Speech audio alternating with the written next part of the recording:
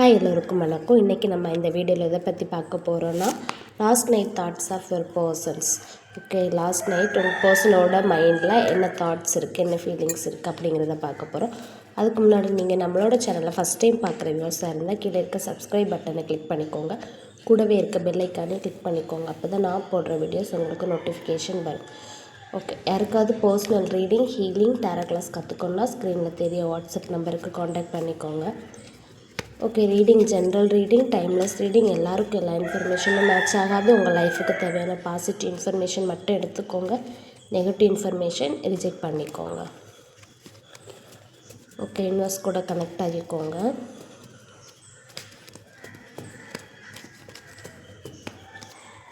Okay, video பார்க்குறவங்க வந்து opposite ஜெண்டரில் assume பண்ணி எடுத்துக்கோங்க video. Okay,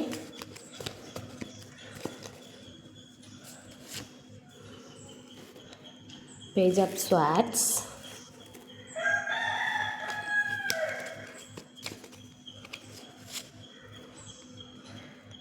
the Devil,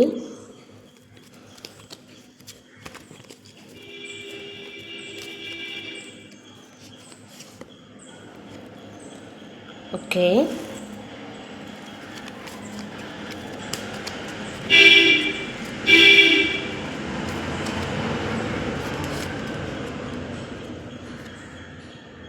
okay,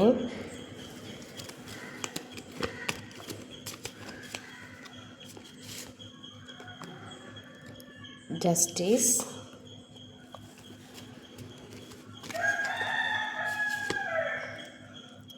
the World,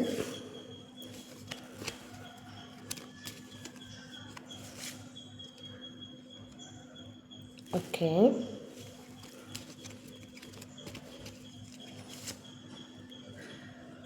the Tower,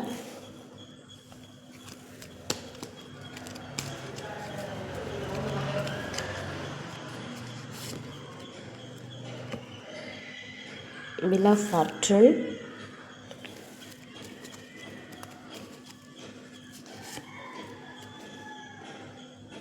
okay,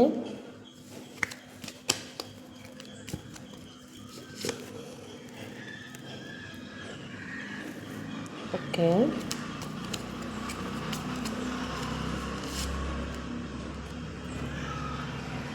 okay,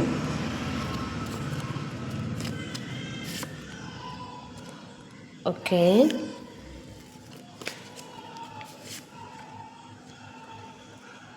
okay,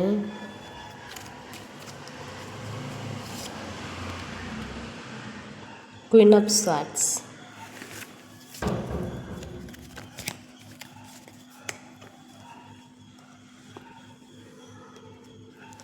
okay okay last night thoughts of your person பார்க்கலாம். Last night பர்சனோட மைண்டில் feelings எப்படி இருக்குது, எமோஷன்ஸ் எப்படி இருக்குது, சுச்சுவேஷன்ஸ் எப்படி இருக்குங்கிறத பார்க்கலாம்.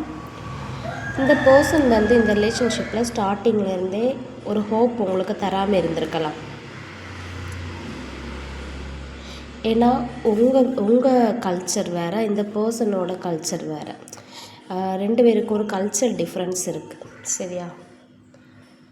இந்த பர்சன் வந்து நீங்கள் மீட் பண்ண ஆரம்பித்ததும் ஒரு பார்க்கும்போதே உங்களுக்கு வந்து ஒரு எமோஷ்னல் சாட்டிஸ்ஃபேக்ஷன் ஃபீல் ஆகியிருக்கலாம், ஒரு சோல் அவேக்கனிங் ஃபீல் ஆகியிருக்கலாம், ஒரு ஸ்ட்ராங் ஒரு வைப்ரேஷன் உங்களுக்கு ஃபீல் ஆகியிருக்கலாம். ஸோ இந்த பர்சன் வந்து நம்ம கூட இருந்தால் லைஃப் நல்லா இருக்கும்னு நீங்கள் இந்த பர்சனை சேசிங் பண்ணியிருக்கலாம். ஓகே, அவரை பார்த்த அந்த செகண்டே உங்களுக்கு ஒரு வைப்ரேஷன் ஃபீல் ஆகியிருக்கு, ஒரு சோல் அவேக்கனிங் ஃபீல் ஆகியிருக்கு, அப்புறம் ஒரு எமோஷ்னல் சாட்டிஸ்ஃபேக்ஷன் கிடச்சி. நம்ம எத்தனையோ பேரை பார்க்குறோம், ஆனால் யார்கிட்டையுமே இந்த மாதிரி ஃபீல் ஆனதில்லை. பட் இந்த பர்சனை நீங்கள் ஃபஸ்ட் டைம் பார்க்கும்போதே ரொம்ப பழகுன மாதிரி, ஏதோ பூர்வ ஜென்மத்தில் வாழ்ந்தது மாதிரி உங்களுக்கு வந்து ஒரு எமோஷ்னல் சாட்டிஸ்ஃபேக்ஷன் உங்களுக்கு கிடச்சிருக்கலாம், சரியா? அதனால நீங்கள் இந்த பர்சன் நம்ம கூட இருந்தால் நல்லா இருக்கும்னு சொல்லி சேசிங் பண்ணிகிட்டு இருக்கலாம், ஃபஸ்ட்டு பண்ணியிருக்கலாம். இந்த பர்சனுக்கு தெரியும் நீங்கள் சேசிங் பண்ணுறது, அவரை ஃபாலோ பண்ணுறது, அவரை லவ் பண்ணுறது, உங்களுக்கு அவரை பிடிக்கும் அப்படிங்கிறது எல்லாமே இந்த பர்சனுக்கு தெரியும். ஸோ இந்த பர்சனுக்கு வந்து ஒரு கிளாரிட்டி இல்லை, இந்த பர்சனுக்கு ஒரு கிளாரிட்டி இல்லை. இந்த ரிலேஷன்ஷிப்பில் வந்து அவரோட ஃபேமிலி சைடு ஏன்னா கல்ச்சுரல் டிஃப்ரென்ஸ் இருக்குது. ஸோ அவரோட ஃபேமிலி வந்து அக்செப்ட் பண்ணுமா அப்படிங்கிற ஒரு கிளாரிட்டி அவருக்கு இல்லை. மேபி இவர் வந்து ஒரு செல்ஃபிஷ் கேரக்டர்னு கூட சொல்லலாம். அப்போ இந்த பர்சனுக்கு உங்கள் மேலே இஷ்டம் உண்டான்னு கேட்டால் இஷ்டம் உண்டு. பட் ஒரு அன்கண்டிஷ்னல் லவ் ஃபீல் உண்டு உங்கள் மேலே. அவரோட ஃபீலிங்ஸ் அண்ட் எமோஷன்ஸை வந்து எக்ஸ்ப்ரெஸ் பண்ணவும் ஆரம்பிச்சிருப்பார். எக்ஸ்ப்ரெஸ் பண்ணியிருக்கலாம். கொஞ்சம் லோவாக இருக்க டைமில் இந்த பர்சன் வந்து இந்த ரிலேஷன்ஷிப்பை நினச்சி ஒரு கிளாரிட்டி கொடுக்க முடியாமல் ஒரு செல்ஃபிஷாக பிஹேவ் பண்ணியிருக்கலாம். அப்படின்னா எப்போவுமே எல்லாருமே எனர்ஜெட்டிக்காக இருக்க முடியாது. சம்டைம் லோவாக இருக்கலாம். அந்த டைமில் வந்து இவர் வந்து திங்க் பண்ணும்போது இந்த ரிலேஷன்ஷிப்பை நம்ம கொண்டு போக முடியாது, கடைசி வரைக்கும் கொண்டு போனால் அது வந்து ஒரு சக்ஸஸ் தராது அப்படின்னு சொல்லிட்டு அவர் வந்து அவர் சைடு மட்டுமே ஆப்போசிட் சைடு இருக்க உங்களை நினைக்காம ஒரு முடிவு எடுத்திருக்கலாம். செல்ஃபிஷாக ஒரு முடிவு எடுத்திருக்கலாம் அவர். சரியா? அந்த மாதிரி முடிவு எடுக்கும்போது நீங்கள் யாருன்னே தெரியாத ஒரு பர்சன் மாதிரி அவர் பிஹேவ் பண்ணியிருக்கலாம். அதாவது ஃபேமிலிக்கு இந்த ரிலேஷன்ஷிப் தெரிஞ்சு ஒரு ப்ராப்ளம் க்ரியேட் ஆகும்போது உங்களுக்கு சப்போர்ட் பண்ண வேண்டிய இடத்துல, ஸ்டாண்ட் பண்ண வேண்டிய இடத்துல இந்த பர்சன் வந்து இங்கே யாருன்னே தெரியாத மாதிரி செல்ஃபிஷாக பிஹேவ் பண்ணியிருக்கலாம். ஓகேவா? இப்படி ஒரு ரிலேஷன்ஷிப் இருக்கிறங்கிறதே மறைச்சிட்டு இதை யாருன்னே இவங்களை யாருன்னே எனக்கு தெரியாது அந்த மாதிரி சொல்லியிருக்கலாம். ஆனால் அவருக்காக நீங்கள் வந்து ப்ராப்ளம்ஸ் க்ரியேட் ஆகும்போது கூட 100% எஃபோர்ட் போட்டு நின்றுருக்கீங்க, அவருக்காக ஸ்டாண்ட் பண்ணியிருக்கீங்க. பட் தெரிஞ்சே இந்த பர்சன் வந்து உங்களுக்காக நிற்கலை, செல்ஃபிஷாக ஒரு முடிவு எடுத்திருக்கலாம். மேபி இந்த பர்சனுக்கு இந்த டைம் வந்து வீட்டில் அலைன்ஸ் பார்த்துட்டு இருக்க டைமாக இருக்கலாம்.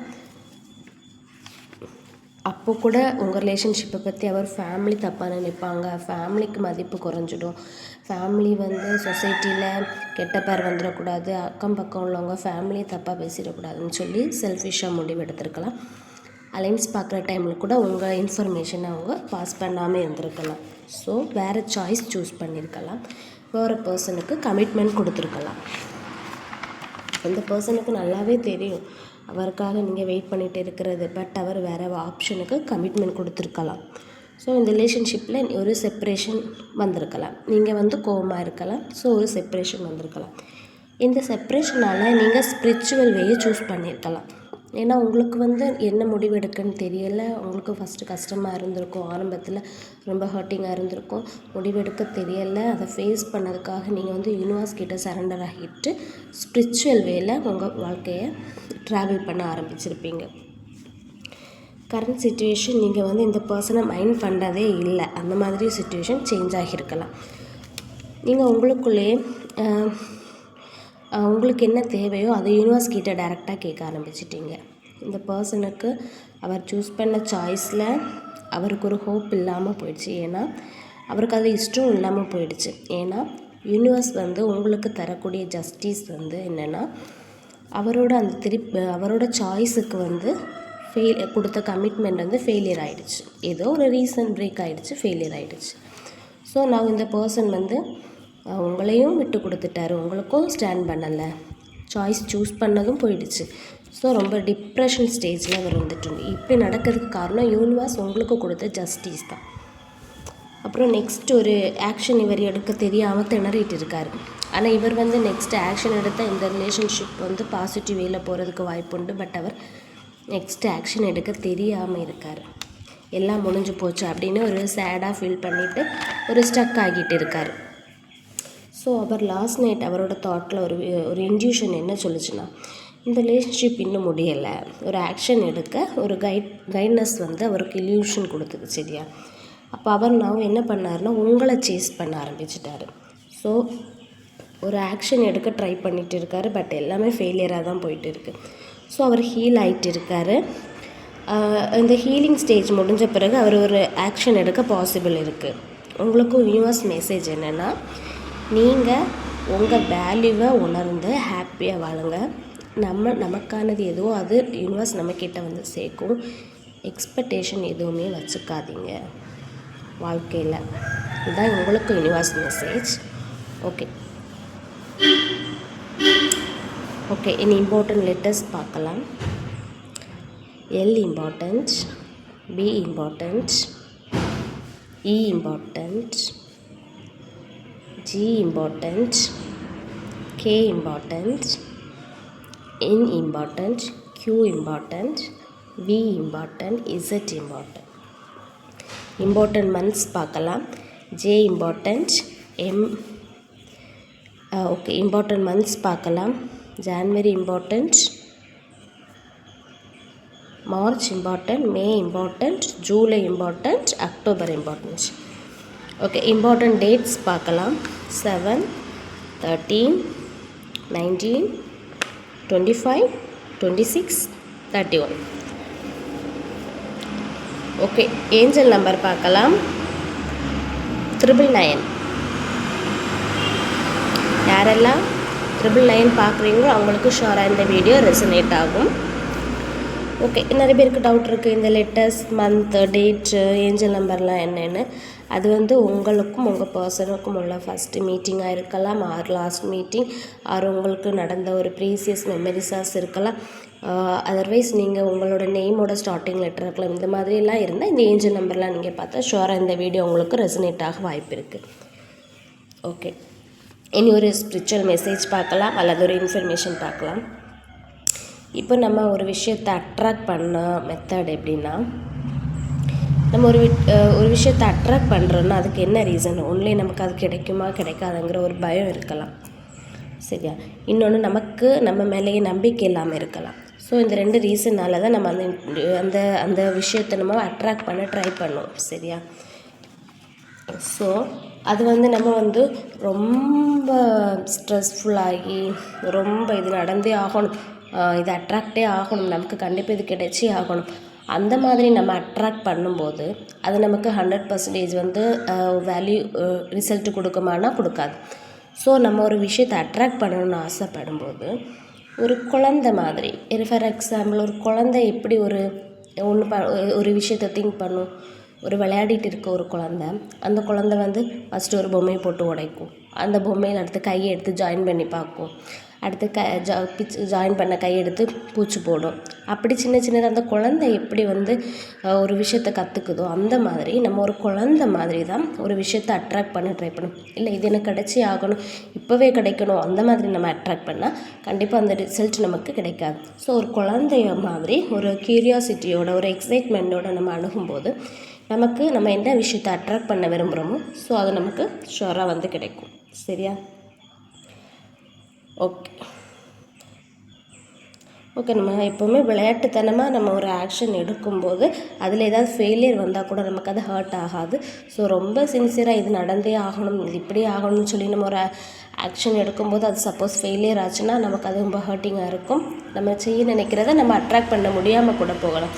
ஸோ விளையாட்டுத்தனமாக ஒரு கியூரியாசிட்டியோட ஒரு எக்ஸைட்மெண்ட்டோட நம்ம அணுகும்போது நம்ம எது நினைக்கிறோமோ அதை வந்து அட்ராக்ட் பண்ணக்கூடியது வந்து பல மடங்கு நமக்கு பலன் கிடைக்கும்.